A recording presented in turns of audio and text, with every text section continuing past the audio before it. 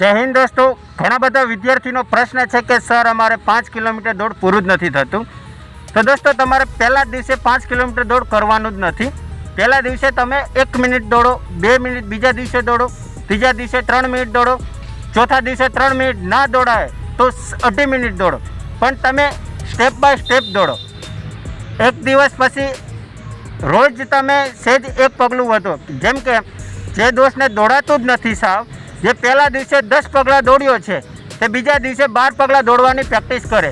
અને દોસ્તો આ 5 કિલોમીટર દોડ છે એક દિવસમાં, 2 દિવસમાં, 30 દિવસમાં પણ તમારે પૂરી નથી થવાની. જેને નથી થતી તેની વાત છે. જે દોડ કરી જ નાખે છે તે તો 10 દિવસમાં પણ પૂરું કરી નાખશે. એટલે જે દોસ્તોને 5 કિલોમીટર દોડ પૂરી નથી થતી એવો મનમાં વહેમ હોય તો તે વહેમ કાઢી નાખે. તમે 100% તમે 5 કિલોમીટર દોડ પૂરી કરીશો. એટલે કે કરશો ને કરશો, 5 કિલોમીટર દોડ તમે પૂરી કરશો જ તે. એટલે સ્ટેપ બાય સ્ટેપ ચાલજો. આપણે એક વિડીયો મૂક્યો છે ટાઈમ ટેબલનો, તે વિડીયો જોઈ લેજો. તે ટાઈમ ટેબલ મુજબ તમે દોડજો.